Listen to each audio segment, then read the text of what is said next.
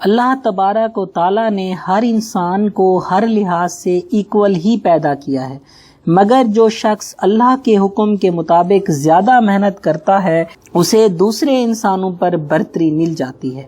کسی بھی خاص پرابلم کو ہر شخص اپنے لحاظ سے الگ الگ طریقوں سے سالو کر سکتا ہے۔ ان میں سے کچھ کا طریقہ سب سے بیسٹ ہوتا ہے اور کچھ کا سب سے برا ہو سکتا ہے۔ دراصل ہر انسان کے دماغ کی صلاحیت اسے کسی بھی پرابلم کو سالو یا کسی بھی خاص کام کو کرنے کے طریقے کے لحاظ سے دوسرے انسان سے مختلف بناتی ہے۔ اس دماغی صلاحیت کو آئی کیو یعنی انٹیلیجنس کوشنٹ کہا جاتا ہے۔ یہ وہ خاصیت ہے جو ہمیں ذہین، انالیٹیکل تھنکر یا پھر شارپ بناتی ہے، کیونکہ ہمارا دماغ بالکل کمپیوٹر کی طرح کام کرتا ہے۔ جیسے کمپیوٹر میں اگر اچھی پروگرامنگ کی جائے تو وہ اچھے طریقے سے کام کرتا ہے، بالکل اسی طرح اگر دماغ کو خاص میتھڈ یا ٹیکنیک سے یوز کیا جائے تو اس سے ہم اپنا آئی کیو لیول بڑھا سکتے ہیں۔ آج کی ویڈیو میں آپ کو 5 ایسی ٹیکنیکس یا ٹپس کا بتاؤں گا جن کو استعمال کر کے آپ اپنے اندر یا اپنے بچوں کے اندر ان کے آئی کیو لیولز کو بڑھا سکتے ہیں۔ تو آئیے اسٹارٹ کرتے ہیں۔ Method number 1 is independent studies never relay just only on course.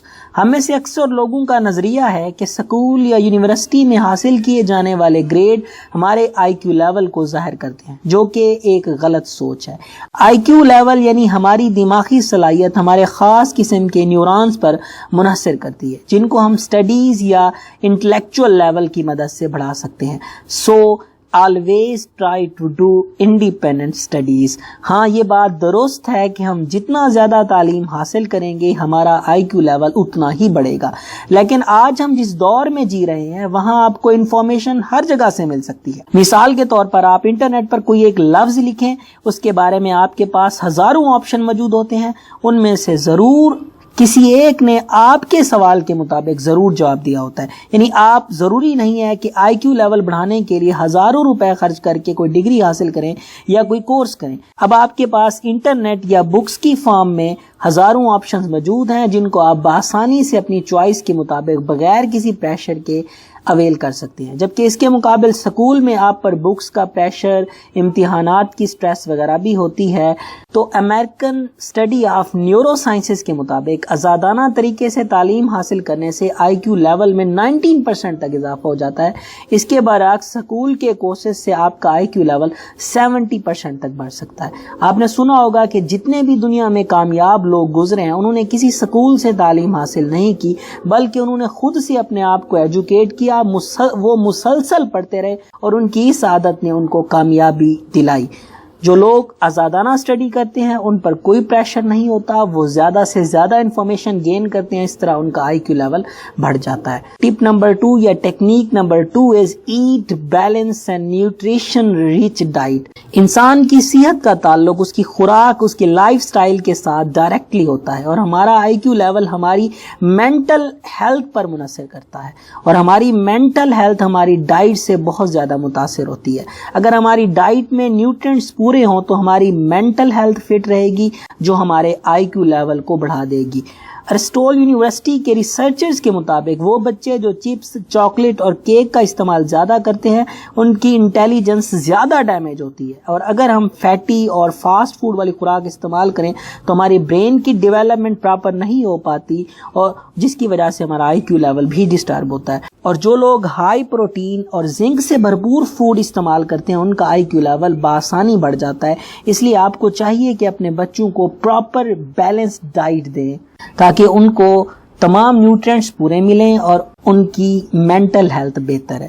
اس کے ساتھ ساتھ آپ ان کو ڈرائی فروٹ جیسے بادام، کاجو، اخروٹ وغیرہ بھی ساتھ ساتھ استعمال کروائیں، اس سے ان کا بھی آئی کیو لیول میں اضافہ ہوگا۔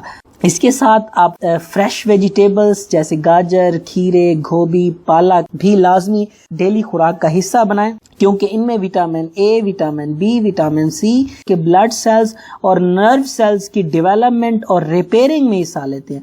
ان کا استعمال بھی لازم کریں تاکہ ہمارے نرو سیلز اور نیورونز پراپر وے سے فٹ رہیں اور ہماری مینٹل ہیلتھ اچھی رہے، جس سے ہمارا آئی کیو لیول آٹومیٹکلی بہتر ہو جائے گا۔ So technique number 3 is read and repeat. اللہ تعالیٰ نے انسانی دماغ کو ملینز آف نیورونز سے بنایا ہے. اور نیورونز کے 20% حصے کو ہی ہم زیادہ سے زیادہ استعمال کر پاتے ہیں. اگر ہم اپنے دماغ کو زیادہ سے زیادہ استعمال کریں تو ان نیورونز کو بھی ایکٹیویٹ کر پاتے ہیں جن کو نارمل انسان ایکٹیویٹ نہیں کر پاتے. اگر ہم کسی کام کو بار بار کرنے کی کوشش کرتے ہیں تو ہمارا نرو سسٹم اس کا ہیبچول ہو جاتا ہے اور اس کام کا سٹیمولس ہمارے دماغ میں سٹور ہو جاتا ہے. تو وہ کام جو پہلے ہمیں مشکل لگ رہا ہوتا ہے اس کو بار بار کرنے سے وہی کام ہمیں بآسان محسوس ہونے لگتا ہے. اس لیے آپ کو چاہیے کہ آپ بچوں سے میتھمیٹیکل پرابلمس اور ریزنز والے کویسچن کی بار بار پریکٹس کروائیں. اس سے ان کا آئی کیو لیول بڑھ جائے گا. اس کے علاوہ آپ بچوں کو مختلف ایکٹیویٹیز کرا کر بھی آئی کیو لیول بڑھا سکتے ہیں، جیسے کنسنٹریشن کارڈ گیمز یا پھر کارڈ میچنگ والی games.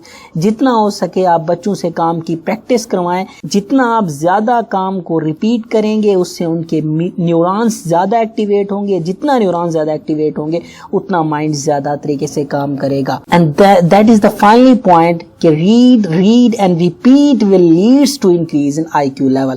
Technique number 4 is music theme training and designing. بہت سارے لوگ بچپن میں پیانو یا پھر گٹار بجانا سیکھنے کی کوشش کرتے ہیں اور وہ بامشکل 1 یا 2 تھیم ہی سیکھ پاتے ہیں، لیکن ان کی یہ پریکٹس ان کے دماغ پر بہت گہرا اثر رکھ جاتی ہے. 1998 کی ایک جرنل میں پبلش ہونے والی ایک ریسرچ کے مطابق وہ لوگ جو میوزک ٹریننگ حاصل کرتے ہیں ان میں کسی چیز کو سیکھنے کی صلاحیت باقی تمام شخصیات سے زیادہ ہوتی ہے. مثال کے طور پر آپ آفس میں یا اسکول میں کسی کام کو کرنے کی ٹریننگ حاصل کر رہے ہیں، جیسے مائکروسافٹ آفس کا یوز یا آن لائن کسی سافٹ ویئر کا استعمال، تو آپ میں سے کچھ لوگ بہت جلد سیکھ جاتے ہیں. یعنی ان کو اگر ایک دفعہ سمجھا دیا جائے تو وہ فوراً سمجھ لیتے ہیں، جبکہ اس کے مقابلے میں کچھ لوگوں کو بار بار پریکٹس کروانے کے باوجود بھی سمجھ نہیں آتا. وہ لوگ جلدی سمجھ نہیں پاتے. ان میں سے وہ لوگ جو جلدی سمجھ رہے ہوتے ہیں وہ دراصل بچپن میں کسی ایکٹیویٹی یا کسی میوزیکل ٹریننگ یا پھر کسی کریٹو وے سے کچھ چیزیں حاصل کرنے کی کوشش کرتے رہے ہیں، جن سے ان کی کوگنیٹو پریکٹس ہو جاتی ہے جو دراصل ہمارے لوگوں کو چیزوں کو سمجھنے میں یہ آسانی دیتی ہے. ہم کوئی بھی کام 2 طریقوں سے سیکھ سکتے ہیں، یا تو وہ ہمارے پاس وربل وے سے ہم سیکھ سکتے ہیں یا پھر ویژوئلائزیشن کے میتھڈ سے ہم سیکھ سکتے ہیں. مثال کے طور پر کوئی کام ہمیں الفاظ میں سمجھایا جاتا ہے تو ہم فوراً سمجھ لیتے ہیں، اور کچھ کام کے لیے ہمیں ویژول ہیلپ دی جاتی ہے. جیسے بایو کا کوئی کویسچن سمجھانے کے لیے آپ کو ڈائیگرام بنائی جاتی ہے یا تصویری خاکہ بنانا پڑتا ہے جس کو ہم مکمل وضاحت سے سمجھ سکتے ہیں. دراصل جب ہم میوزک ٹریننگ لیتے ہیں تو اس سے ہمیں ہماری ویژول اور وربل دونوں صلاحیت پیدا ہو جاتی ہے، تو ہم فوراً الفاظ کو سمجھ لیتے ہیں. اس کے علاوہ 2019 میں نیورو سائنسز کی ایک اسٹڈی میں یہ کنکلوژن نکالا گیا کہ میوزک ہمارے دماغ کے نیورونز کو موٹیویٹ کر جاتے ہیں، جسے ہم برین پلاسٹیسٹی کہتے ہیں، جس کا مطلب ہوتا ہے کہ ہماری معلومات کو زیادہ افیکٹو بنانا ہے. اس لیے آپ کو چاہیے کہ آپ بچوں کو میوزک کی لٹل بٹ پریکٹس کروائیں. آپ نے ان کو کوئی بینڈ یا ETC نہیں کروانا، بلکہ جسٹ ان کو پریکٹس کروانی ہے تاکہ ان کا مائنڈ نیو تھنگس کو اڈاپٹ کرنے کی کوشش کرے اور وہ ویژوئلائزیشن کے پروسیس کو سمجھ سکیں. So tip number 5 is doing exercise daily.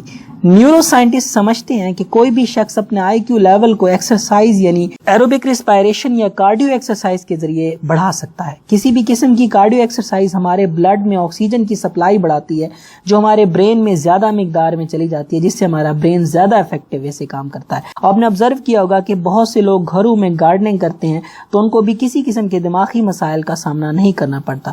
اس طرح اگر کسی قیدی کو دیکھا جائے تو وہ صبح کے وقت کوئی واک کرتا ہے یا جیل میں کوئی جسمانی ایکسرسائز کرتے ہیں، اس سے ان کو ڈپریشن یا کسی بھی قسم کے پرابلم کا سامنا نہیں کرنا پڑتا. تو اس بات سے ہم یہ نتیجہ اخذ کرتے ہیں کہ ڈیلی ایکسرسائز چاہے واک ہی کیوں نہ ہو، یہ آپ کے بچوں کے اور آپ کے اندر آئی کیو لیول میں اضافے کا سبب بن سکتی ہے. تو آپ کو چاہیے کہ آپ لازمی کچھ نہ کچھ ایکسرسائز کریں. اگر ہم اپنی اس پوری بحث کو سمرائز کریں تو ہم کہہ سکتے ہیں کہ کوئی بھی شخص اپنے آئی کیو لیول کو خود بڑھا بھی سکتا ہے یا کم بھی کر سکتا ہے. اگر آپ اپنی ڈیلی روٹین میں ان 5 ٹیکنیکس کو شامل کر لیں تو آپ اپنے آئی کیو لیول کو بڑھا سکتے ہیں. اس کے مقابلے میں اگر ہم ان پریکٹسز یا ان ٹیکنیکس پر عمل نہ کریں تو ہم اپنے آئی کیو لیول کو کم بھی کر سکتے ہیں. تو حتیٰ کہ ہم اپنے گھریلو چھوٹے چھوٹے مسائل بھی آسانی سے حل نہیں کر پائیں گے. اس لیے آپ کو چاہیے کہ آپ ان ٹیکنیک پر لازم عمل کریں. سو the last thing is sleep properly, eat balanced diet and do some exercise. Your brain will be fit. اس کے ساتھ ہی آج کی ویڈیو کو یہیں پر اینڈ کرتے ہیں. پھر ملتے ہیں کسی اور دن کسی نئی ویڈیو کے ساتھ. اگر یہ میری ویڈیو اچھی لگے تو میرے چینل کو سبسکرائب کریں، شیئر کریں، کمنٹ کریں اور سبسکرائب بٹن کے ساتھ بیل آئیکن ہے اسے بھی پریس کریں. یہ انسانی فطرت ہے کہ جتنا زیادہ وہ ریڈنگ کرتا ہے اتنا زیادہ اس کی کمپیٹنسی اور دماغی صلاحیت بڑھتی ہے. لیکن کسی بھی شخص کے لیے ریڈنگ سکلز پیدا کرنا کافی مشکل مرحلہ ہوتا ہے. آج کی ویڈیو میں ہم 10 ایسے ٹپس کا ذکر کریں گے جن پر عمل کر کے آپ اپنے اندر یا اپنے بچوں میں ریڈنگ کی ہیبٹ پیدا کر سکتے ہیں. تو آئیے سٹارٹ کرتے ہیں. ریڈنگ کی عادت سے بچے نہ صرف تعلیمی لحاظ سے ترقی کرتے ہیں بلکہ ان میں کسی چیز کو غور کرنے کی صلاحیت اور ان کی انالیٹیکل تھنکنگ بھی بڑھ جاتی ہے. So tip number 1 is make connection between readings and real life. سب سے پہلے میں یہاں پر ایک بات کلیئر کرنا چاہوں گا کہ ریڈنگ کا ہرگز یہ مطلب نہیں ہوتا کہ آپ کسی بک یا ناول یا واٹ ایور جو آپ ریڈ کریں آپ جسٹ پڑھتے جائیں. دراصل ریڈنگ کا اصل مطلب ہے لرننگ. ہم جیسے نیوز پیپر یا کوئی سٹوری پڑھتے ہیں تو ساری کی ساری انفارمیشن ہمارے دماغ میں سٹور ہو جاتی ہیں. اب اگر بات کی جائے اسکول کی بکس کی یا لرننگ بکس کی تو ان میں ریڈنگ کی ہیبٹ بنانا کافی مشکل ہوتا ہے. اس ریڈنگ ہیبٹ کو بنانے کے لیے کوشش کریں کہ آپ جو بھی چیز ریڈ کریں اس کا تعلق ریئل لائف کے ساتھ ہو، کیونکہ daily life example learning process کو آسان کر دیتی ہیں. اگر اچھا آتھر بک کو ڈیلی لائف کے ساتھ ریلیٹ کرے تو بچے اس بک کو بآسانی پڑھ سکتے ہیں. So first tip is your reading material should be related to real life. Tip number 2، create a reading area. Create a pleasurable reading area. کسی بھی بک کو ریڈ کرنے کے بعد اس سے ہم کتنی آؤٹ کمز حاصل کرتے ہیں اس کا انحصار ہماری کنسنٹریشن یعنی توجہ پر ہوتا ہے. کسی بھی چیز پر کنسنٹریٹ کرنے کا انحصار ہماری ریڈنگ ایبیلٹی اور ریڈنگ ایریا پر ہوتا ہے. اس لیے آپ کو چاہیے کہ آپ جہاں پر ریڈ کر رہے ہیں وہ جگہ کلین ہو، پرسکون ہو، شور سے آزاد ہو. کوشش کریں کہ کمرے میں لائٹ پراپر ہو، ایک پرسکون اور سافٹ چیئر ہو جہاں پر آپ یا آپ کے بچے بیٹھ کر پڑھ سکیں، کیونکہ جتنا اچھا انوائرمنٹ ہوگا اتنی اچھی ریڈنگ ہوگی اور اس سے اتنی اچھی آؤٹ کمز ملیں گی. Tip number 3، encourage reading at anywhere. بہت سے لوگ سمجھتے ہیں کہ ریڈنگ کا مطلب ہوتا ہے کہ بک پڑھنا. یہ ایک مسکنسپشن ہے کیونکہ ریڈنگ ایک ایسی جرنلائز ٹرم ہے جس کا مطلب لرننگ کا ہے. آپ اپنے آپ میں اور اپنے بچوں میں ایک کریٹو تھنکنگ پیدا کریں کہ بکس کے علاوہ news paper, research article, blogs, magazine, novel وغیرہ بھی پڑھیں جہاں ان کو موقع ملے، چاہے وہ راستے میں کوئی ٹی سٹال ہو یا گھر کے لان میں. They should learn. آپ ان کو کسی کی پرسنالٹی کو بھی ریڈ کرنے کا تعین کریں تاکہ وہ کسی کی عادات اور کسی کی خوبیوں کو بھی جان سکے. اس سے بھی ان کے اندر ریڈنگ ایبیلٹی بڑھے گی. Tip number 4، keep reading material in the house. اگر آپ چاہتے ہیں کہ آپ میں ریڈنگ ہیبٹ مینٹین رہے تو کوشش کریں کہ آپ کے گھر میں فریش اور کافی مقدار میں ریڈنگ مٹیریل ہونا چاہیے. آپ اپنے گھر میں کوئی بھی نیوز پیپر لگوا لیں تاکہ شام کو آپ پرسکون ہو کر ٹی کے ساتھ نیوز پیپر پڑھیں.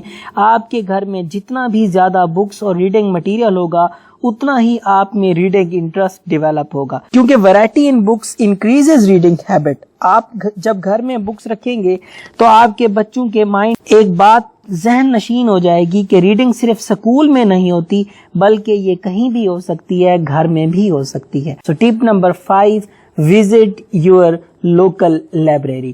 ہمارے معاشرے میں والدین کی غلط سوچ ہے کہ صرف سلیبس کی بک پڑھنے سے کچھ سیکھا جا سکتا ہے کہ مارکس ETC. لیکن اگر ہم بچوں کو ان کے انٹرسٹ کے مطابق بک ریڈنگ کی عادت بنائیں، جیسے کسی بچے کو کرکٹ کی ہسٹری پڑھنے کا شوق ہے تو ہمیں چاہیے کہ ہم اس سے ریلیٹڈ مٹیریل اس کو پڑھنے دیں، یا کسی کو تاریخ یعنی ہسٹری کا شوق ہے تو اسے ہسٹری کی بکس دیں. اس طرح آپ کو چاہیے کہ آپ خود اور اپنے بچوں کو لوکل لائبریری میں ہفتے میں کم از کم 3 بار لے کے جائیں، وہاں پر ان کو انٹرسٹ کے لحاظ سے ڈیفرنٹ بکس کی ریڈنگ کروائیں. یہ چیز ان میں ریڈنگ انٹرسٹ کو پروموٹ کرے گی اور ان میں آہستہ آہستہ ریڈنگ کی عادت ڈیولپ ہو جائے گی. اس کی وجہ سے ان کے اندر اسکول کی بکس کو پڑھنے کی بھی عادت بن جائے گی. ٹپ نمبر 6، سیٹ روٹین یا سیٹ ٹائم. آپ کوشش کریں کہ اپنی ڈیلی روٹین میں کچھ خاص وقت ریڈنگ کے لیے اسپیسیفک کریں. جیسے صبح مارننگ واک کے بعد 20 منٹ آپ کوئی بھی بک ریڈ کرنے کے لیے فکس کر دیں، یا پھر سونے سے پہلے کچھ دیر مختص کر لیں.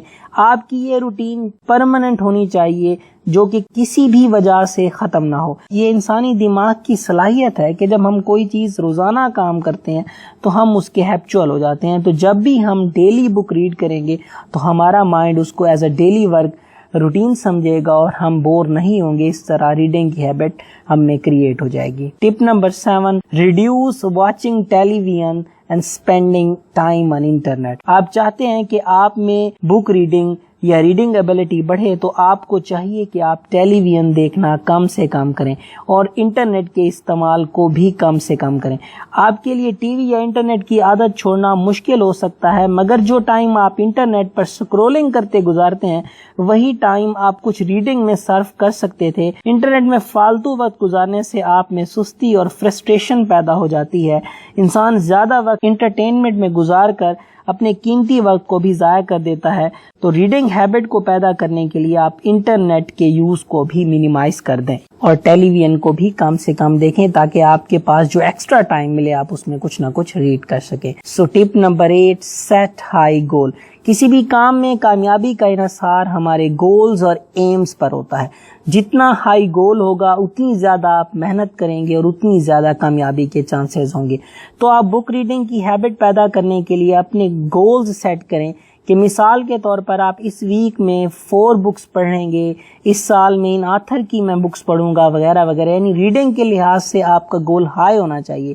لیکن یہاں پر ایک بات یاد رکھیں، ریڈنگ کا گول سیٹ کرتے وقت اپنے انٹرسٹ اور اپنی چوائس کو بھی ملحوظ خاطر رکھیں. کہیں ایسا نہ ہو کہ آپ اپنے آپ پر بوجھ ڈال دیں اور آپ میں ریڈنگ ہیبٹ پیدا ہونے کی بجائے آپ پر بوجھ بن جائے اور آپ بور ہو جائیں. اس سے آپ کا انٹرسٹ جو ڈیولپ ہوا تھا وہ بھی ختم ہو سکتا ہے. So tip number 9، read fun and story book. شروع میں آپ ایسی بکس کو ریڈ کرنے کے لیے چنیں جن میں فن یا سٹوری ٹیلنگ ہو، جیسے ناول یا کوئی کامیڈی بک. ایسی بکس کو پڑھنے سے آپ کا مائنڈ ریڈنگ کے لحاظ سے یوز ٹو ہو جائے گا. حالانکہ یہ books educational point of view سے اہم نہیں ہے، لیکن ان بکس کو پڑھنے سے آپ میں ریڈنگ ہیبٹ بڑھے گی. اس لیے آپ اپنے بچوں کو اسکول کی بکس کے ساتھ ساتھ کوئی ہسٹری بک، کوئی سفر نامہ یا کوئی ایسی بکس جس میں سٹوری ہو لازم پڑھنے کے لیے دیں تاکہ ان میں ریڈنگ کی ہیبٹ بن جائے اور وہ پڑھنے کی یا ریڈنگ کے لیے یوز ٹو ہو جائے. ٹپ نمبر 10، سیٹ این ایگزامپلز.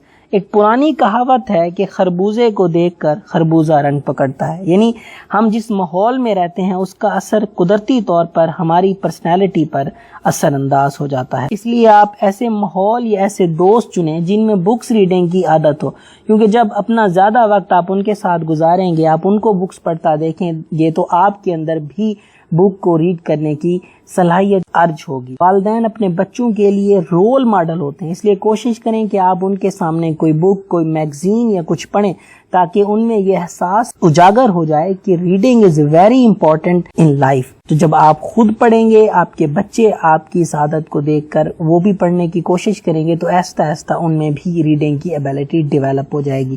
تو یہ تھے کچھ ٹپس جن پر آپ عمل کر کے ریڈنگ ہیبٹ کو بڑھا سکتے ہیں. لیکن ایک بات یاد رکھیں، reading should be fun not frustration. یعنی کہ آپ اپنے بچوں پر ریڈنگ کا بوجھ زیادہ نہ ڈالیں بلکہ ان میں آہستہ آہستہ انٹرٹینمنٹ، فن اور کریٹیوٹی کے ساتھ ان میں ریڈنگ کی ہیبٹ پیدا کریں تاکہ وہ ریڈنگ سے بور نہ ہوں بلکہ اس سے موٹیویٹ ہوں اور وہ زیادہ سے زیادہ لرن کر سکیں. اس کے ساتھ ہی آج کی ویڈیو کو یہیں پر اینڈ کرتے ہیں. پھر انشاءاللہ ملیں گے کسی نئے دن کسی نئی ویڈیو. اگر یہ میری ویڈیو اچھی لگے تو میرے چینل کو سبسکرائب کریں، شیئر کریں، کمنٹ کریں اور سبسکرائب بٹن کے ساتھ بیل آئیکن ہے اسے بھی پریس کریں.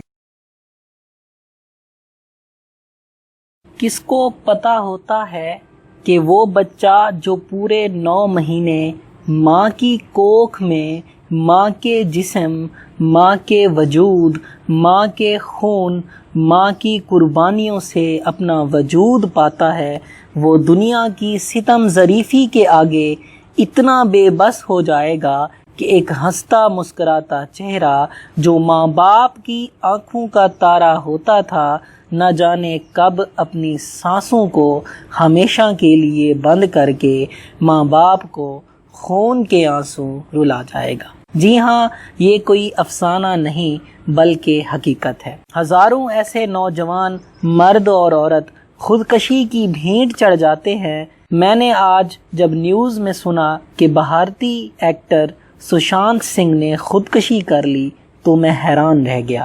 میری سوچ 2 منٹ کے لیے ختم ہو گئی کہ دولت، شہرت، عزت، عروج، خوشیاں اور گھریلو ذمہ داریوں سے آزاد اس ایکٹر نے آخر خودکشی کیوں کی؟ آخر کیا ایسی وجہ بنی جو اس کو خودکشی پر مجبور کر گئی؟ پھر میں نے سوچا آج کم از کم کوئی ایسی ویڈیو بناؤں جس میں خودکشی کی وجوہات اور اس کے سدباب یعنی خاتمے کی بات کی جائے۔ آپ سب سے گزارش ہے کہ اس ویڈیو کو آخر تک ضرور دیکھیے گا۔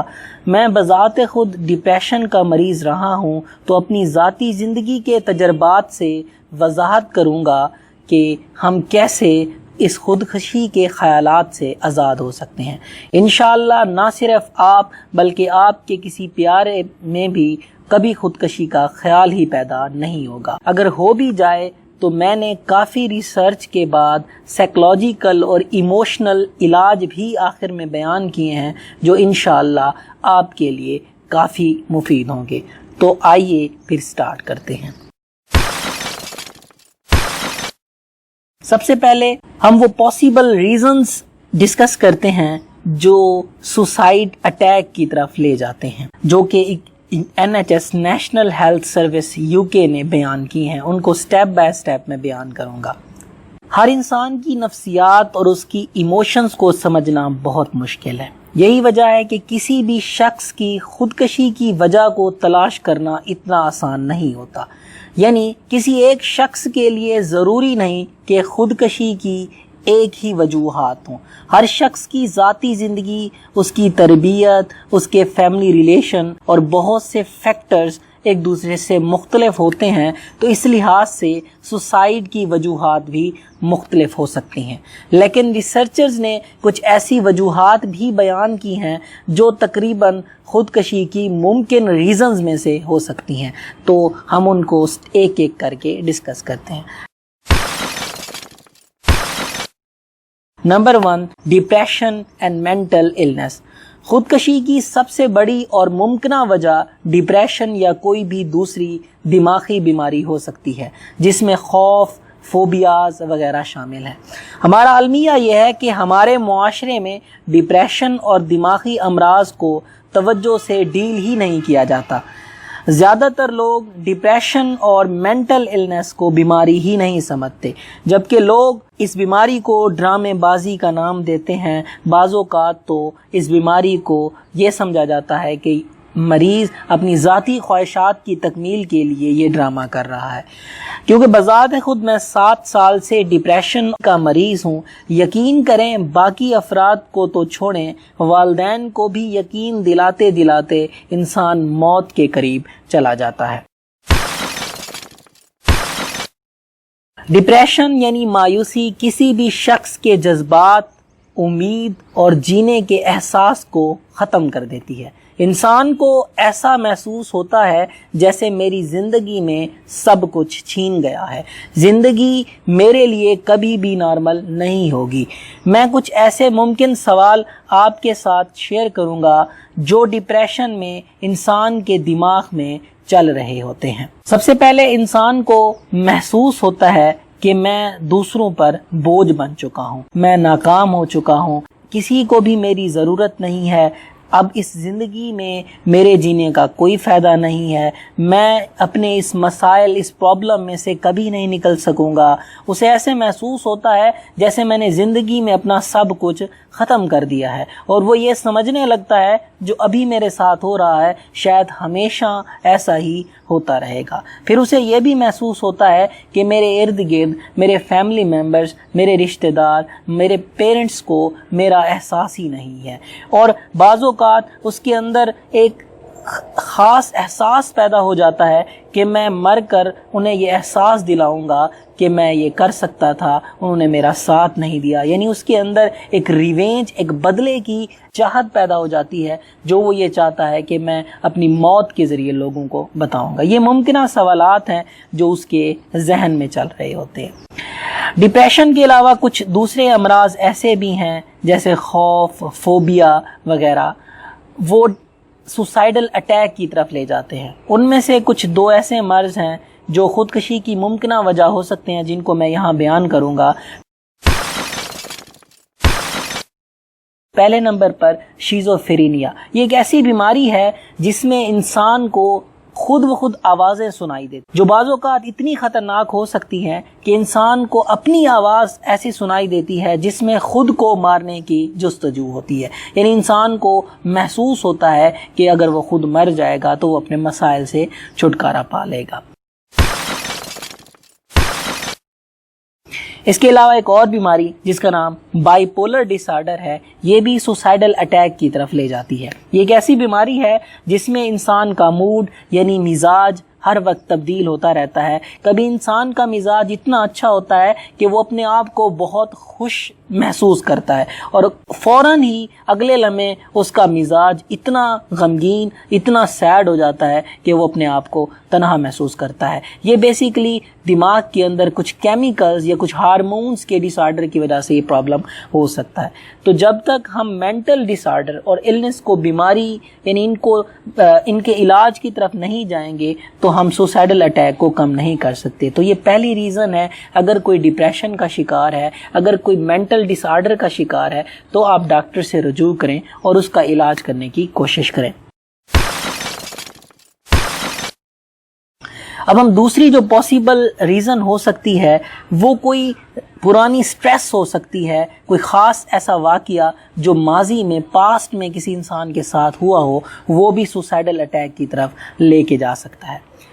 اب نارملی طور پر کسی بھی شخص کی زندگی میں ایک ایسا واقعہ ضرور ہوتا ہے جو اس کے لیے بہت تکلیف دہ رہا ہوتا ہے، جیسے چائلڈ ہوڈ سیکشول ابیوز، یعنی کسی کے ساتھ ریپ ہو جاتا ہے یا کسی کے ساتھ لڑائی ہو جاتی ہے یا کسی بچے کے سامنے اس کے والدین کو یعنی ماں باپ میں سے کسی کو مار دیا جاتا ہے، یا پھر کسی ہم چھوٹے بچے کو اچانک کھیلتے ہوئے ڈراتے ہیں، یا پھر کسی بھی شخص کے اندر ایسا واقعہ جس میں وہ ہار جائے. ایسے تمام واقعہ جس میں وہ ڈر جائے، ایسے تمام واقعے خودکشی کے رجحانات کو بڑھاتے ہیں. امریکہ یعنی USA میں ایک سروے کے مطابق 22% لوگ جن کے ساتھ ریپ کیا گیا انہوں نے زندگی کے کسی نہ کسی موڑ پر خودکشی کر لی، اور 23% ایسے لوگ تھے جن پر کوئی جسمانی حملہ کیا گیا یعنی گولی چلائی گئی یا ان کے ساتھ ابیوز کیا گیا، ان کو مارا گیا تو انہوں نے بھی، یا ان کو لوٹا گیا تو انہوں نے بھی زندگی کے کسی نہ کسی موڑ پر جا کے خودکشی کر لی. جو ہماری ٹرامیٹک سٹریس ہوتی ہیں، یعنی جو ہماری قدیمی کوئی دباؤ ہم پر ہوتا ہے یا ماضی کے اندر کوئی ہمارے ساتھ کوئی ایسا واقعہ ہوا ہے، وہ بھی خودکشی کی طرف لیڈ کر سکتے ہیں.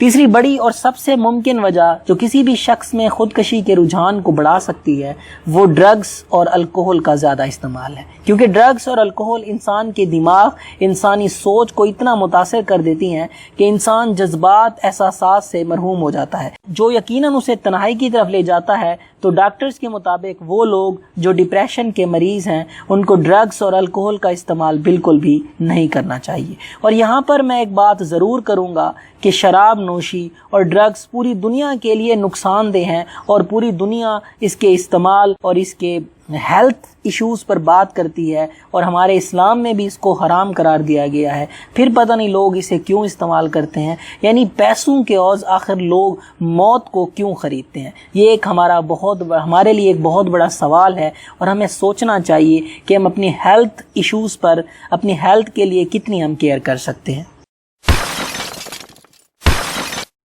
جو چوتھی پاسبل ریزن سوسائڈل اٹیک کی وجہ ہو سکتی ہے وہ کوئی سڈن لاس یا فیئر آف لاس، یعنی کوئی ناکامی یا ناکامی کا خوف بھی سوسائڈل اٹیک کی طرف لے جاتا ہے۔ ہماری زندگی میں ہونے والے بہت سے واقعات نہ صرف ہماری جذبات کی عکاسی کرتے ہیں بلکہ ہمارے زندہ رہنے یعنی زندگی اور موت کا فیصلہ بھی کر جاتے ہیں۔ یقیناً اگر آپ کی زندگی میں کوئی ایسا واقعہ ہو جائے جس میں آپ کے والدین یا پھر آپ کا کوئی بہت قریبی شخص جیسے بیوی، دوست کی موت ہو جائے، یا پھر اچانک آپ کی جاب سے آپ کو محروم کر دیا جائے، یا پھر آپ تعلیم کے بعد روزگار یعنی جاب کے سلسلے میں کوشش کرتے ہیں اور آپ کو جاب نہیں ملتی، یا پھر آپ کسی کلاس میں بار بار فیل ہو جاتے ہیں، یا پھر آپ اولاد کے لیے کنسیو کرنے کی کوشش کر رہے ہیں اور آپ کو محرومی کا سامنا کرنا پڑا، یعنی آپ کی زندگی میں فیلیئرز ہیں، تو یہ پاسبل وجوہات ہو سکتی ہیں۔ یعنی ان فیلیئرز کی وجہ سے، ان لاس کی وجہ سے انسان سوسائڈل اٹیک کی طرف جاتا ہے، یعنی انسان سوسائڈ کی طرف جا سکتا ہے۔ پانچویں پاسبل ریزن ہے وہ ہوپ لیسنس ہے، یعنی نا امیدی۔ ہوپ لیسنس یعنی نا امیدی کسی بھی شخص کو خودکشی کی طرف دھکیل جاتی ہے۔ نا امیدی کی حالت میں انسان کو ایسا لگتا ہے کہ اب اس کے پاس جینے کا کوئی راستہ ہی نہیں ہے، اس کے پاس کسی بھی مسئلے کا حل ہی نہیں ہے، اور اسے ہر مسئلے کا حل صرف موت میں ہی نظر آتا ہے۔ تو نا امیدی یعنی ہوپ لیسنس کی صورت میں انسان سوسائڈ یعنی خودکشی کو ترجیح دیتا ہے۔ اس کے بعد جو نیکسٹ پاسبل وجہ جس کی وجہ سے انسان سوسائڈ کر سکتا ہے وہ ٹرمینل النس یعنی کوئی کرونک ڈیزیز بھی ہو سکتی ہے۔ بعض اوقات انسان کو کسی ایسی بیماری کا سامنا کرنا پڑتا ہے جس میں ریکوری یعنی علاج کے کم ہی چانسز ہوتے ہیں، جیسے HIV، ایڈز، کینسر۔ تو جیسے ہی اس کو اپنی اس بیماری یا ایسی حالت کا پتہ چلتا ہے تو انسان کے اندر خودکشی کے رجحانات بڑھ جاتے ہیں۔ یا پھر بعض اوقات ایسا ہوتا ہے کہ انسان کو کوئی ایسی بیماری ہو سکتی ہے جس کے اندر انسان کو بہت زیادہ تکلیف ہو، تو انسان زندگی سے اکتا جاتا ہے، پھر وہ خودکشی کی طرف مائل ہو جاتا ہے۔ According to American Journal of Preventive Medicine کے مطابق کچھ ایسے امراض ہیں جو خودکشی کے رجحان کو بڑھاتے ہیں۔ میں آپ کے ساتھ ان میں سے کچھ کو شیئر کرنے کی کوشش کروں گا۔ کینسر ان میں سے سب سے ٹاپ پر ہے، اس کے بعد ڈیابٹیز ہے، HIV ایڈز ہے، ہارٹ ڈیزیز ہے، ہائی بلڈ پریشر ہے، مائیگرین ہے، برین انجری ہو سکتی ہے، بیک پین ہو سکتا ہے۔ اسٹھیمیٹک جو پیشنٹ ہوتے ہیں، ڈیابٹیز ہوتے ہیں، آرتھرائٹس کے جو پیشنٹ ہوتے ہیں، وہ پین اور ان حالات سے اتنا زیادہ گزرتے ہیں کہ ان کو اپنی زندگی بوجھ لگنا شروع ہو جاتی ہے۔ انتہائی مینیوٹ لیول اور لاسٹ لیول پر جو سوسائڈل اٹیک کی وجہ بنتی ہے وہ مس یوز آف اینٹی ڈپریسنٹ بھی ہو سکتا ہے۔ وہ لوگ جو ڈپریشن یا کسی دماغی مرض کا شکار ہوتے ہیں تو ڈاکٹر ان کے علاج کے لیے کچھ اینٹی ڈپریسنٹ تجویز کرتے ہیں، جن کا غلط استعمال یا جب ان کو ان کو شروع میں استعمال کیا جاتا ہے تو وہ خودکشی کے رجحان کو بڑھا سکتے ہیں۔ کچھ میڈیسن جیسے اسٹیلوپرام، مورسٹ، یہ ایسی میڈیسنز ہیں جن کو اگر فرسٹ 20 ڈیز میں استعمال کیا جائے تو ایسے خیالات پیدا ہو سکتے ہیں جو خودکشی کے رجحانات کو بڑھا سکتے ہیں۔ تو کسی بھی دوائی کو ڈاکٹر کے مشورے کے بغیر استعمال نہیں کرنا چاہیے، خاص طور پر جب آپ ڈپریشن کے مریض ہوں تو آپ ڈاکٹر کے ہدایات پر ہی اینٹی ڈپریسنٹ کو استعمال کریں۔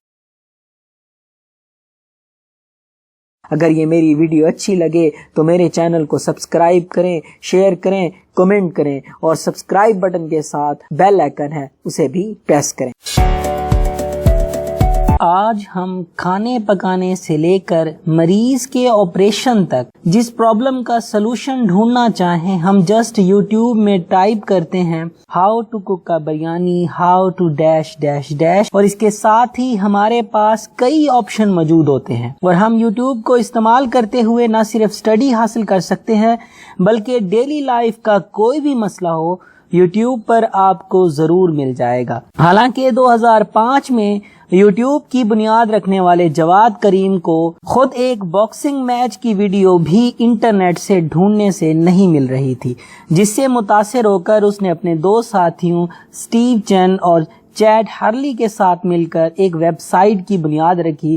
تینوں دوست پے پال کے ملازم تھے اور آج ہر منٹ میں 300 گھنٹوں کی ویڈیوز یوٹیوب پر اپلوڈ ہوتی ہیں۔ آج کی ویڈیو میں ہم یوٹیوب کے سوشل اور اکانومیکل امپیکٹس پر بات کریں گے. خاص کر ہماری گورنمنٹ یا عدالت اس پر بین کرنے کا سوچ رہی ہے تو اس سے اوورآل کیا افیکٹ ہوگا ہم ڈیٹیل سے بات کریں گے. تو آئیے سٹارٹ کرتے ہیں. یوٹیوب اصل میں گوگل کی ایک ویڈیو شیئرنگ ویب سائٹ ہے جس پر کوئی بھی یوزر جس کا جی میل اکاؤنٹ ہو اپنی ویڈیوز اپلوڈ کر سکتا ہے. نہ صرف وہ اس ویڈیوز کو شیئر کر سکتا ہے بلکہ وہ اس کی کنٹینٹ آئی ڈی یعنی اپنی ملکیت بھی ظاہر کر سکتا ہے. وہ اس کی پائریسی اور کاپی رائٹس کے تمام کلیمز کر سکتا ہے. یوٹیوب کا الگوریدم دنیا کے تمام سوشل میڈیا سائٹس کے الگوریدم سے بہتر ہے. آپ جو بھی سرچ کرتے ہیں گوگل اس ڈاٹے کو استعمال کرتا ہے. آرٹیفیشل انٹیلیجنس اس حد تک انوالو کی جاتی ہے کہ آپ کی پسند اور آپ کی ناپسند کے مطابق ویڈیوز ریکمینڈڈ کی جاتی ہیں. اگر آپ فضول اور فیک کنٹینٹ دیکھتے ہیں تو یوٹیوب آپ کو وہی ریکمینڈ کرے گا، اور اگر آپ کوکنگ کی ویڈیوز پسند کرتے ہیں تو یوٹیوب آپ کو کوکنگ کی ویڈیو بآسانی ریکمینڈ کرے گا. اس کے مقابلے میں اگر آپ کسی دوسرے پلیٹ فارم جیسے فیس بک، ٹویٹر، انسٹاگرام یا پھر ٹک ٹاک کو ہی دیکھ لیں، ان پر نہ تو آپ کو کاپی رائٹس کلیم کی کوئی پراپر گائیڈ لائن ملے گی اور نہ ہی آپ کی کوئی پرسنل انفارمیشن ایگزیکٹلی محفوظ ہوتی ہیں.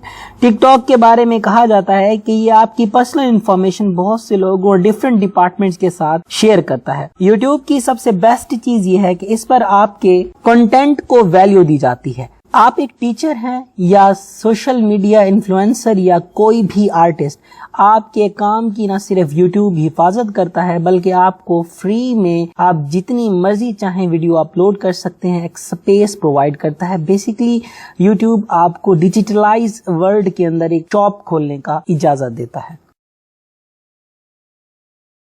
ایلیکس انٹرنیٹ اور دی گارڈین کی ایک رپورٹ کے مطابق یوٹیوب دنیا کی سب سے دیکھے جانے والی ویب سائٹس میں سے دوسرے نمبر پر آتی ہے.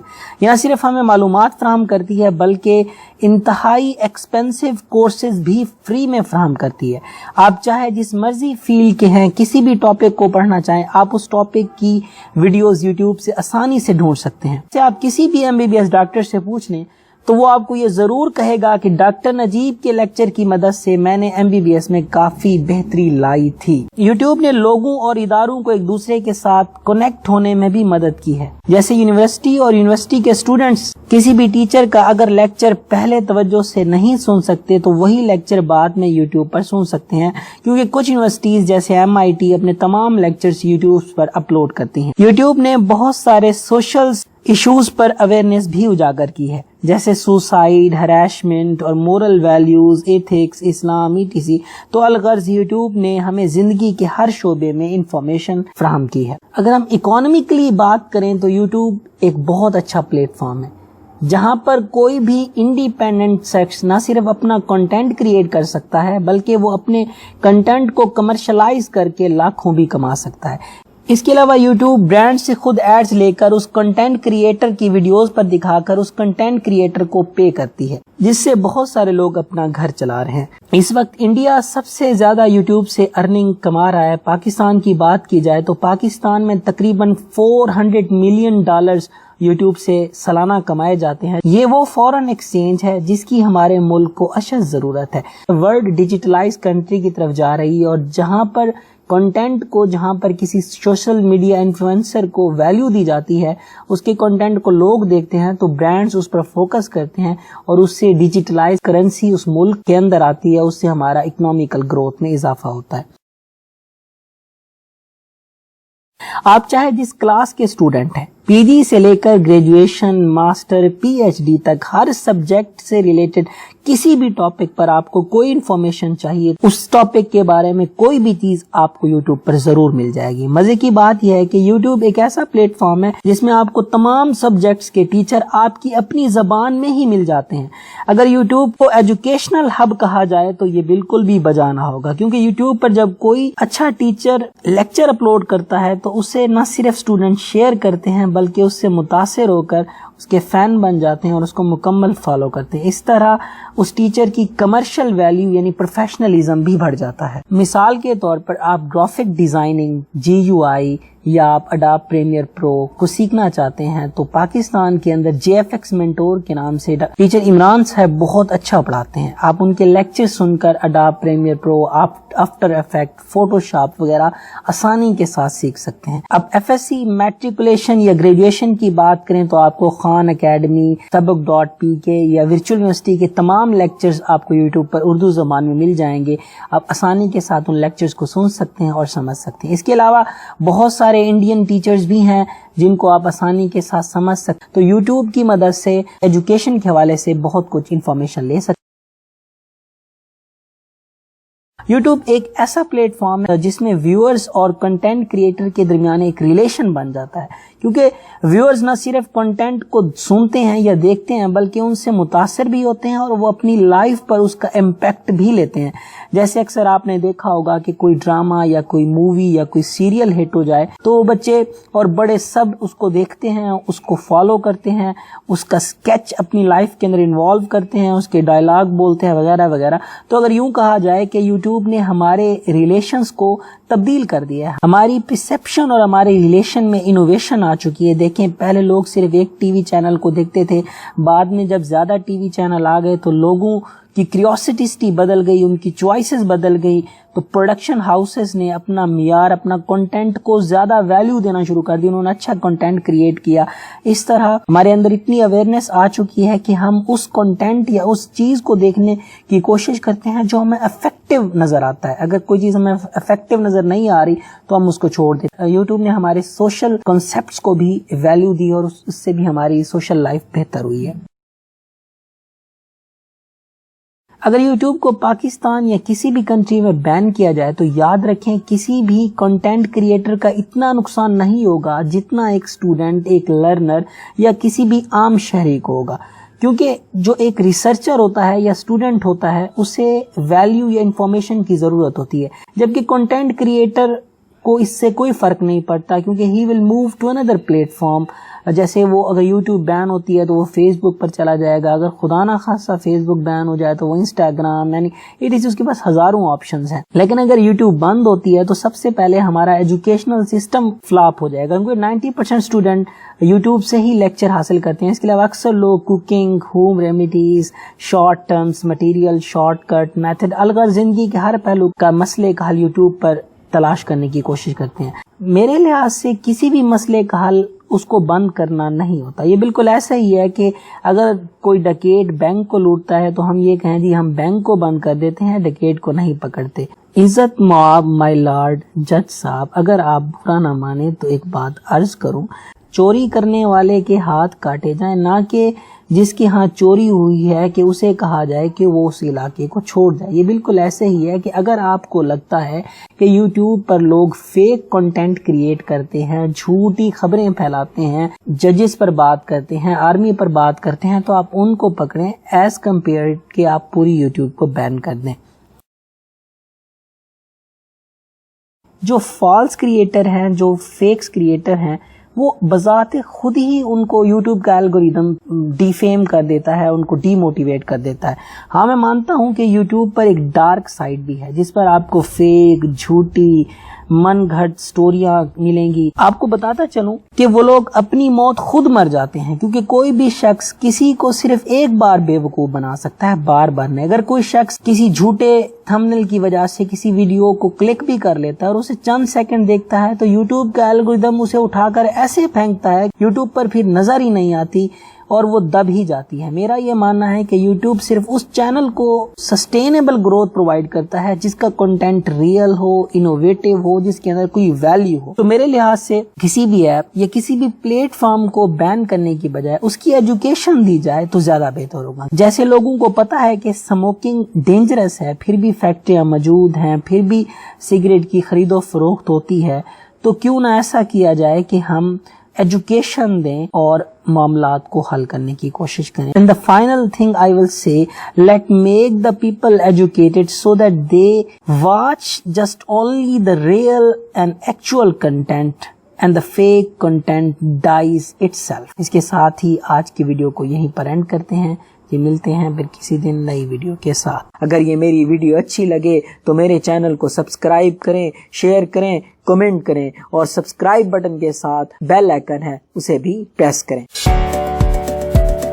12ویں صدی میں جب ایک چرواہا اسلامی سلطنت کے خواب کی بات کرتا تھا تو اس وقت کے صلیبی دشمن اور حکمران کہتے تھے کہ دیکھو جس کے پاس رہنے تک کی زمین نہیں، وہ خاندان جو اپنی بقا کی جنگ لڑ رہا ہے وہ سلطنت کی بات کرتا ہے. تاریخ گواہ ہے کہ وہی خاندان 3 براعظموں پر حکومت کرتا رہا. اسی خاندان نے قسطنطنیہ فتح کیا. اسی سلطنت نے 523 کی تعمیر کردہ عظیم شاہکار چرچ کو 1453 عیسوی میں ایک مسجد میں تبدیل کر دیا. تاریخ جسے آیا صوفیہ کے نام سے جانتی ہے. اپنے میں ہی موجود غداروں کی وجہ سے 1923 میں سلطنت عثمانیہ کا خاتمہ ہوا. 100 سالہ معاہدہ جزان 2023 میں ختم ہونے کو ہے. طیب اردگان کی زیر صدارت ترکش حکومت ایسے لگتا ہے جیسے خلافت عثمانیہ کی واپسی کا سوچ رہی ہے. آج کی ویڈیو میں ہم اس ٹاپک پر بات کریں گے کہ آیا صوفیہ مسجد میں دوبارہ نماز کی ادائیگی، ارطغرل سیریل کا ہٹ ہونا، کیا کہیں سلطنت عثمانیہ پھر سے ابھر رہی ہے؟ تو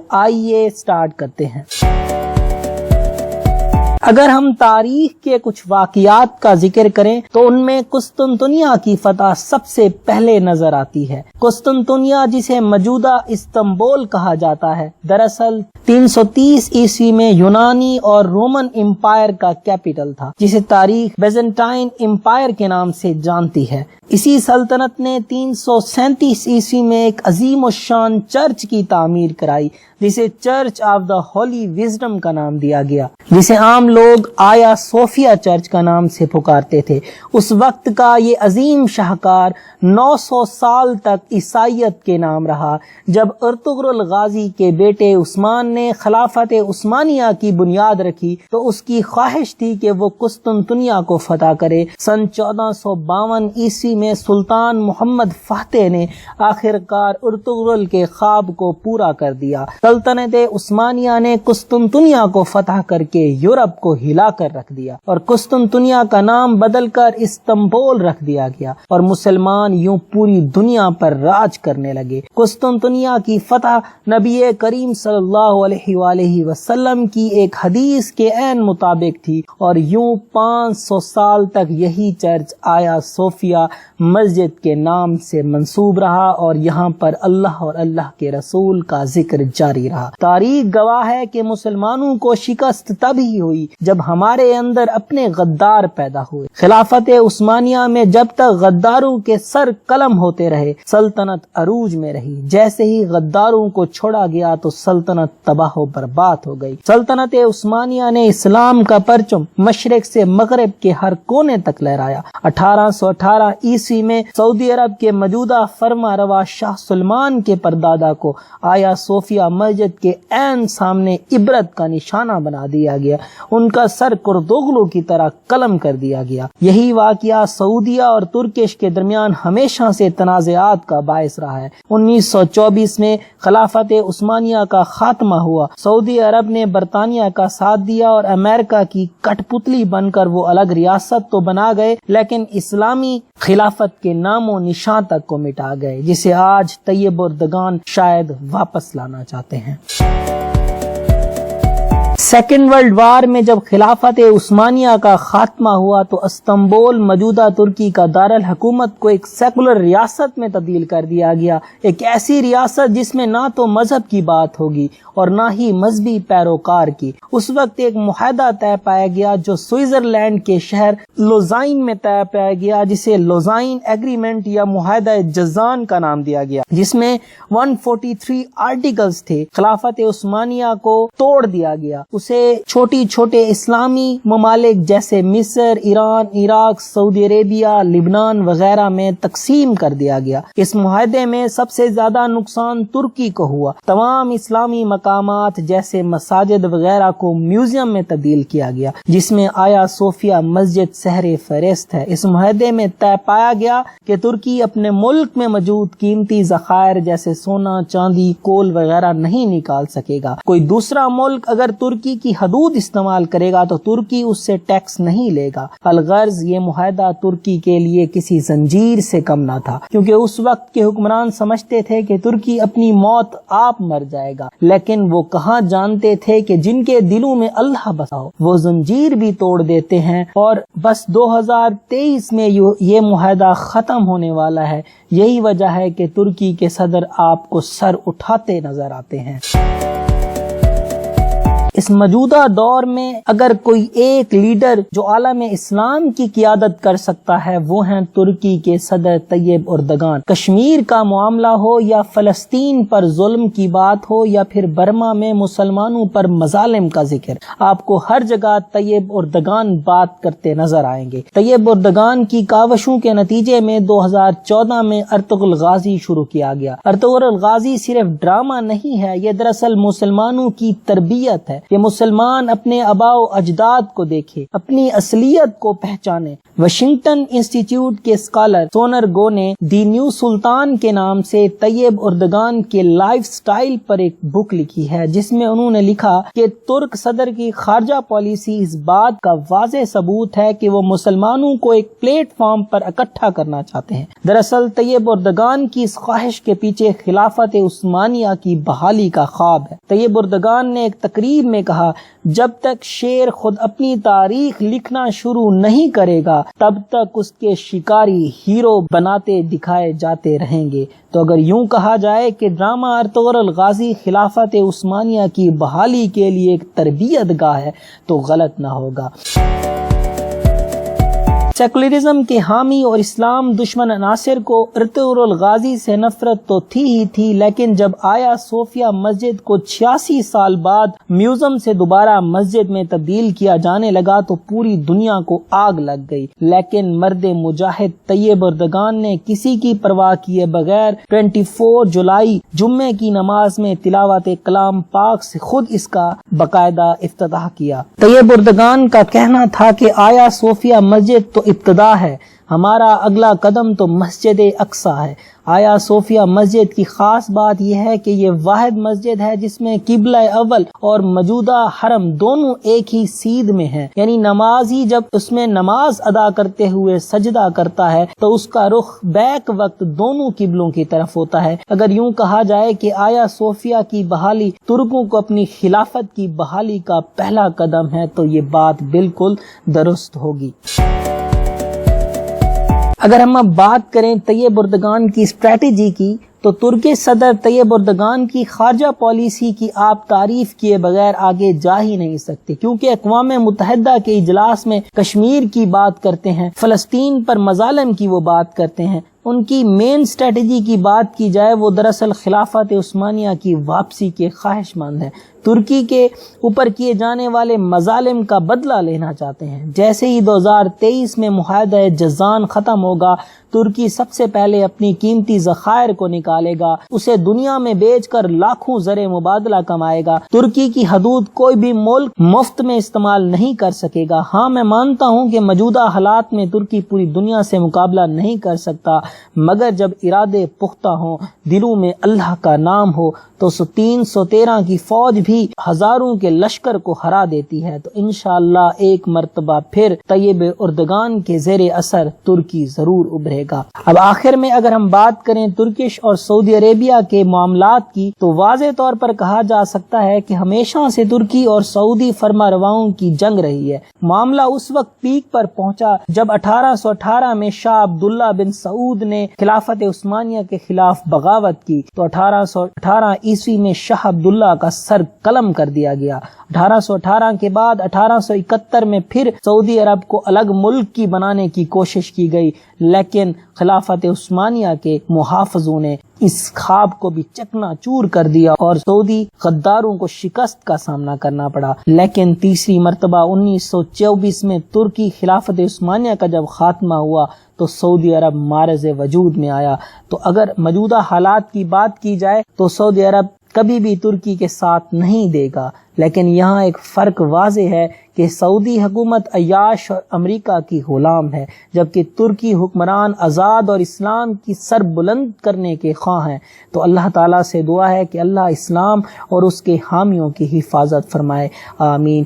تو اب میں اگر فائنل بات کروں تو یہاں پر ہم ایک یہ کنکلوژن نکالتے ہیں کہ آیا صوفیہ مسجد کی بحالی، ارطغرل کا ہٹ ہونا دراصل بیسیکلی خلافت عثمانیہ کی واپسی کی ایک سوچ ہے، جس کو صرف سمجھنے کی اور جس پر عمل کرنے کی ضرورت ہے۔ اس کے ساتھ ہی آج کی اس ویڈیو کو یہیں پر اینڈ کرتے ہیں، ملتے ہیں پھر کسی دن کسی نئی ویڈیو کے ساتھ۔ اگر یہ میری ویڈیو اچھی لگے تو میرے چینل کو سبسکرائب کریں، شیئر کریں، کمنٹ کریں اور سبسکرائب بٹن کے ساتھ بیل آئیکن ہے اسے بھی پریس کریں۔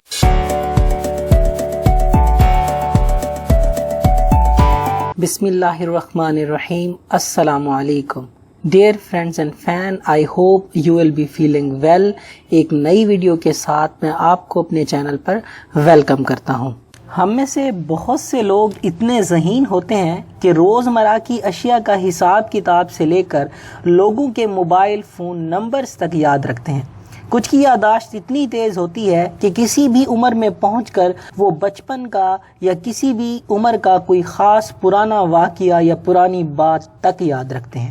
ہماری ذہانت یادداشت کا تعلق ہمارے دماغ کی ہیلتھ کے ساتھ ہے۔ آج کی ویڈیو میں ہم 10 ایسی عادات کا ذکر کریں گے جو ہمارے انٹلیکچول لیول کو بڑھا دیں گی، یعنی ہماری یادداشت اور ہمارے دماغ کی افیکٹونیس کو بڑھا دیں گی۔ اگر میں آسان الفاظ میں کہوں کہ ان 10 ہیبٹس پر عمل کر کے ہم اپنے مائنڈ کو انتہائی شارپ یعنی کہ ذہین بنا سکتے ہیں۔ بہت سارے لوگوں کا خیال ہے کہ بھولنا یا یادداشت کی کمزوری دراصل عمر کا تقاضا ہے، یعنی جیسے جیسے ہماری عمر بڑھتی جاتی ہے ویسے ویسے ہماری یادداشت یا ہمارے دماغ کی افیکٹونیس بھی کم ہوتی جاتی ہے۔ لیکن سائنسی ریسرچ کے مطابق انسانی دماغ کے پاس صلاحیت ہوتی ہے کہ وہ اپنے آپ کو ری جنریٹ اور ریپیئر کر سکتا ہے، یعنی یہ خود بخود ممکن نہیں ہے۔ ہم اپنے لائف سٹائل میں کچھ عادات کو شامل کر لیں تو ہم اپنے دماغ کو خود بخود ریکور کرنے میں مدد کر سکتے ہیں۔ تو آئیے ان 10 عادات کا ذکر کر لیتے ہیں جن سے ہم اپنے مائنڈ کو شارپ کر سکتے ہیں۔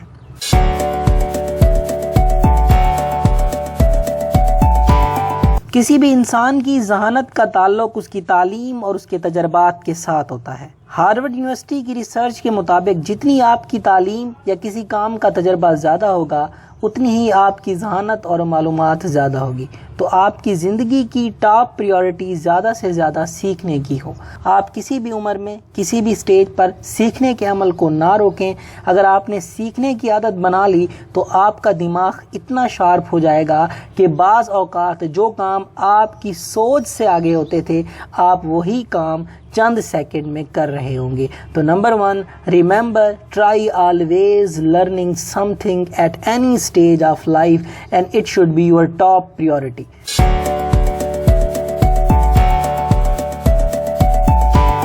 Number 2، believe in the power of mind. یہ انسانی فطرت ہے کہ جس کام کو اس کا دماغ تسلیم کر لیتا ہے چاہے وہ مشکل ترین کام ہی کیوں نہ ہو وہ بآسانی ہو جاتا ہے، جبکہ اگر ہمارا دماغ کسی کام کو تسلیم نہ کرے، سمجھ نہ پائے تو ہم وہ آسان سے آسان کام بھی نہیں کر پاتے۔ سیکنڈ ہیبٹ جو آپ نے اپنانی ہے، اپنے دماغ کی پاور کو سمجھیں۔ کسی بھی کام کو اپنے دماغ پر حاوی نہ ہونے دیں۔ اب اپنے دماغ میں تسلیم کر لیں کہ یہ کام میں نے ہر حال میں کرنا ہے، چاہے مجھے 1000 بار ناکام ہی کیوں نہ ہونا پڑے، کیونکہ جتنا بڑا یقین ہوتا ہے اتنی بڑی کامیابی ملتی ہے۔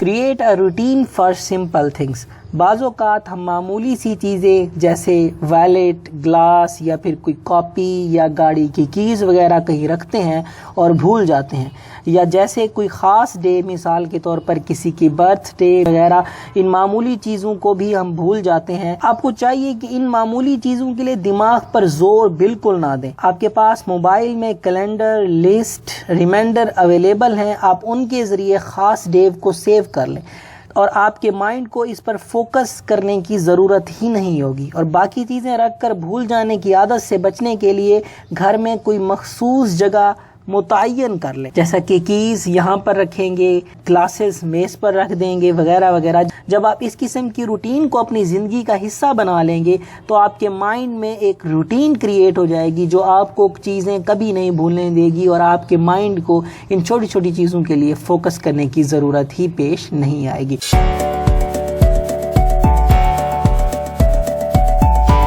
Number 4، repeat repeat and repeat. آپ جب بھی کوئی نیو چیز سیکھ رہے ہوتے ہیں، جیسے گاڑی چلانا، کوئی نیو ڈش بنانا، یا اسکول کا کوئی کام، یا میتھ کا کوئی سوال، یا کچھ بھی، آپ کو چاہیے کہ آپ اس کام کی بار بار پریکٹس کریں۔ اگر آپ اس کام کو لکھ کر کنسنٹریٹ کرنے کی کوشش کریں گے، وہ کام آپ کو کبھی نہیں بھولے گا۔ ایک بات یاد رکھیں، ہمارے دماغ کے نیورونز کسی بھی چیز کو اتنی جلدی اڈاپٹ کرتے ہیں جب ہم اس کام کو بار بار ریپیٹ کرتے ہیں۔ Always try to repeat new work again and again so that your mind becomes habitual for that work.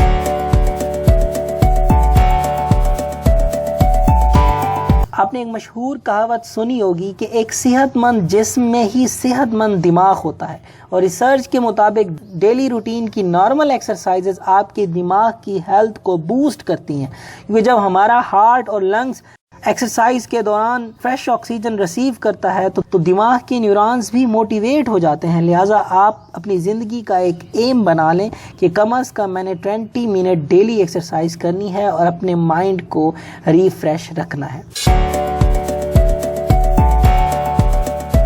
اکثر لوگوں کو کہا جاتا ہے کہ اگر آپ کوئی ایسا کام کرتے ہیں جس میں دماغ کا استعمال ہے، جیسے ٹیچنگ، ریسرچ یا کوئی بھی مینٹل سٹریس والا ورک، تو آپ بادام، اخروٹ یعنی کہ ڈرائی فروٹ کا زیادہ سے زیادہ استعمال کریں۔ در حقیقت ایکسرسائز کے ساتھ اگر آپ کی ڈائٹ میں نیوٹریشن ویلیو پوری ہو تو آپ کی مینٹل ہیلتھ امپروو ہوگی۔ تو کوشش کریں کہ ہیلتھی ڈائٹ لیں اور اپنی خوراک میں ہائی اومیگا کولیسٹرول بھی تھوڑی مقدار میں شامل کریں، اور فائبر کا استعمال زیادہ سے زیادہ کریں تاکہ آپ کے دماغ کو مطلوبہ نیوٹرینٹس ملتے رہیں اور لانگ ٹرم کے لیے آپ کی مینٹل ہیلتھ سٹرونگ رہے۔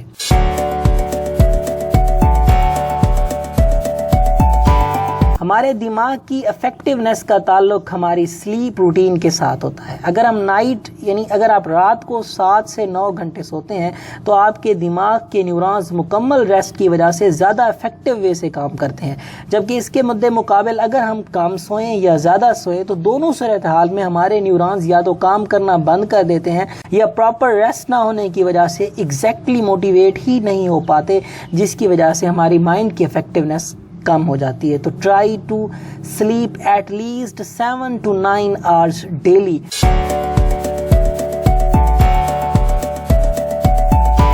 اسٹریس، ڈپریشن، ٹینشن، یہ تینوں ایک ہی کیٹیگری کی ٹرمز ہیں۔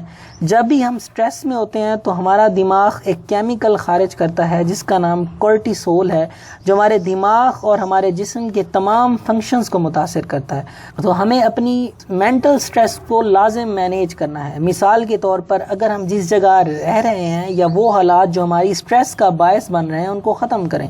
کوشش کریں بک ریڈ کریں، تلاوت کریں، نماز پڑھیں اور اپنی سٹریس کو مینیج کریں تاکہ آپ کے دماغ کے ہارمونل لیولز برقرار رہیں اور آپ کی مینٹل سٹریس ختم ہو جائے اور آپ کی مینٹل ہیلتھ افیکٹو وے سے کام کرتی رہے۔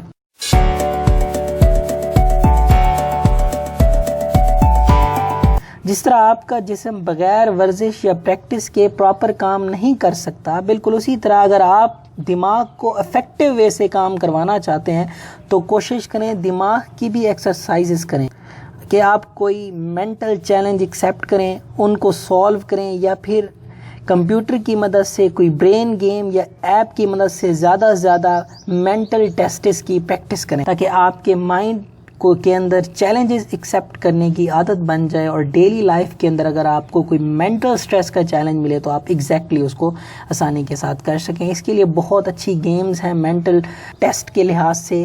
ان میں سے NHS کی ویب سائٹ پر بھی ایک مینٹل گیم موجود ہیں جن کو آپ انسٹال کر کے آپ اچھے طریقے سے پریکٹس کر سکتے ہیں. The last and most important, do not cram at any age. کریم کا لفظی مطلب ہوتا ہے رٹا لگانا یا بھرنا. کسی بھی چیز کو سمجھے بغیر ایسے ہی یاد کر لینا، اسے ہم کریمنگ کہتے ہیں. حالانکہ ریپیٹ کرنے سے ہمارے دماغ کو کسی کام کو کرنے کے لیے بآسانی ہو جاتی ہے. فار ایگزامپل جب ہم گاڑی بار بار چلا کر عادی ہو جاتے ہیں تو ہم چاہے کچھ بھی سوچ رہے ہوں، گیئر، ریس، بریک وغیرہ خود بخود ہمارا دماغ کنٹرول کرتا ہے. اٹ مینس ہمارا برین اس کام کا ہیبچول ہو جاتا ہے. اس کے برعکس جب ہم کریمنگ کرتے ہیں تو وہ چیز بار بار تو ہو جاتی ہے بٹ برین اس کو سمجھ نہیں پاتا. اگر ہم مائنڈ کو شارپ رکھنا چاہتے ہیں تو کریمنگ کم سے کم کریں اور چیز کو سمجھنے کی کوشش کریں. That our mind becomes habitual. دماغ صرف اس کو ریممبر نہ کر پائے بلکہ اس کو سمجھ بھی سکے تاکہ کریمنگ کی عادت کم ہو سکے. تو یہ تھیں وہ 10 عادات جو اپنی زندگی کا حصہ بنا لیں تو انشاءاللہ آپ کی مینٹل ہیلتھ کے لیے لانگ ٹرم فائدہ ہوگا. آپ کا دماغ ہمیشہ شارپ رہے گا. اس کے ساتھ ہی آج کی ویڈیو کو یہیں پر اینڈ کرتے ہیں. تو پھر ملتے ہیں کسی نئی ویڈیو کے ساتھ کسی اور دن. اگر یہ میری ویڈیو اچھی لگے تو میرے چینل کو سبسکرائب کریں، شیئر کریں، کمنٹ کریں اور سبسکرائب بٹن کے ساتھ بیل آئیکن ہے اسے بھی پریس کریں. اگر یہ میری ویڈیو اچھی لگے تو میرے چینل کو سبسکرائب کریں، شیئر کریں، کمنٹ کریں اور سبسکرائب بٹن کے ساتھ بیل آئیکن ہے اسے بھی پریس کریں.